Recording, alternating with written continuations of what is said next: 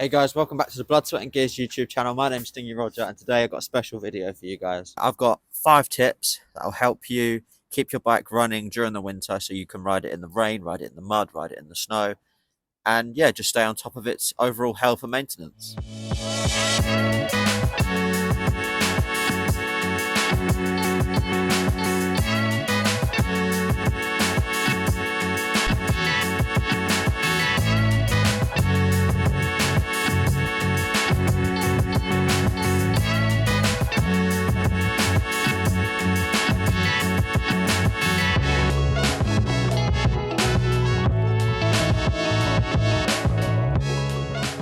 So winter's fast approaching and maybe you got your bikes in the summer and you're yet to experience a winter with a Surron or Talaria. So I'm just going to give you some tips to help you get through the winter and keep you riding through the mud and rain. So if you have a look at my bike, it is no pavement princess. It's covered in mud. I rode it yesterday for about 5 hours, put it away overnight, and I'm going to ride again today. Hasn't had a chance to fully dry yet. So, number one, the first tip is the chain. Now, I thoroughly recommend you clean the chain after every single ride, even if you leave the rest of the bike dirty. Mud contains a lot of grit, which causes an abrasive paste. Now, this abrasive paste will work into your rollers and your chain, and it will cause your chain to stretch super quickly. Now, with these powerful upgraded batteries, the chain will stretch anyway, but once it gets muddy, that acts as like sandpaper on all the joints and the rollers on the chain, and it will cause it to stretch 2-3 times even a ride. So I would recommend you use a thick wax lubricant on the chain.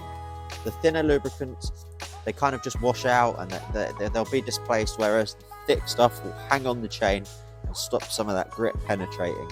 It will also keep the chain running smoother for longer before it stretches, just because it kind of blocks out some of the gritty mud getting in.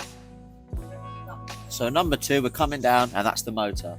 Now, having these bikes for 4 years now, my original Surron and now the Talaria, I've had a fair few experiences with motor issues, and I can safely say that no motor is safe from moisture or water. The motor goes through various heat cycles where it goes from ambient temperature to really hot, and inside this motor will have its own sort of mini atmosphere, so you're going to get condensation and moisture build up regardless. Now, the best way to winterproof your bike is to remove this cover using the 3 Allen keys. It's the same on a Surron, but they are actually Phillips screws, and I recommend using some sort of sealant underneath, as the stock sealant will break down through these moisture changes and atmospheric changes inside the motor. If you've ever had to change your hall sensor, you'll notice that when you peel this cover off, the old sealant has gone to a white crusty powder and is now letting moisture in. Not only sealing up the motor cover, but I would thoroughly recommend that you seal up around the phase wires. I've done this with bathroom grade silicone.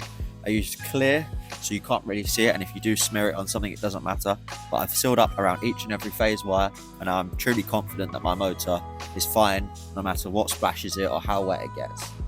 So coming up from the motor is the third and probably one of the most important parts of keeping your bike healthy during winter, and that's the battery. Now, if you have an electric car, you'll know that you use a significant amount of range in the winter. Batteries just don't like the cold, they don't like operating in the cold, but what I would safely say to do is to store the battery between 40 and 60% charge if you're not going to use it for longer than a week, and I would recommend keeping your battery inside. Now, the actual cold really affects the performance of your bike as well, so when you take your bike out and normally you can get 40 miles range, expect to get around 25 miles or so on. You're probably going to lose a good 30%, maybe a bit more range, just because the cold really affects the battery. But yeah, definitely try and keep your battery somewhere slightly warmer. If you leave it in your shed and it's -5 outside, that's not going to do it any good. So yeah, keep that battery warm.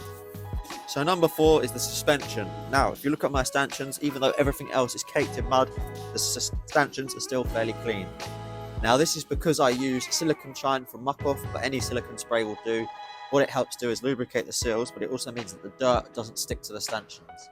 Now, the stanchions are naturally smooth anyway, as that's their purpose, to slide in and out of these fork seals. But if they've not been freshly lubricated, you will get mud build-up, like at the top here. I tend to spray around here and around the actual seals themselves to keep them nice and supple. If you come around the back, you'll see on my shock I do the same exact thing. So the stanchion is still nice and clean, although everything else is caked in mud. Yeah, if you do not keep on top of this, you will have a lot of mud working its way into the seals off of the stanchion or the rod in this case, and it can potentially lead to leaking seals. Okay, so number 5, the most final and probably the most important part of this whole thing is to keep the bike clean. Although it looks like I'm a hypocrite, I would never let all of this mud actually dry on the bike. I'm going to ride this in a minute and it's just going to get caked up again. After that, when I don't ride it for a week, I will clean it. The problem is, if you leave all this stuff to dry around your linkage in your shop, what happens is the bolts can rust and seize. Although they are supposed to be galvanized, this is just Chinese manufacturing, and these bolts are all Chinesium. Now, if you've ever tried to remove a bolt from your bike and it's span out, you'll know that they are really soft and really weak. So the last thing you want is a rusted or seized bolt in something important like your linkage, or maybe just holding on an aesthetic part like your bash guard.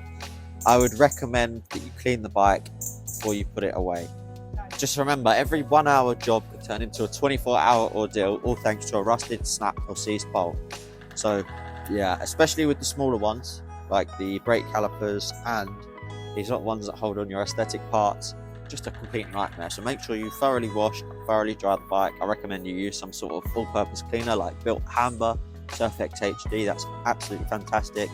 I did make a how to wash a bike video, so if you haven't seen that already and you do want to learn how to clean all the mud off your bike, go check that out. There'll be a link to it in the description below, or you can just go onto the channel and scroll down, you'll see it.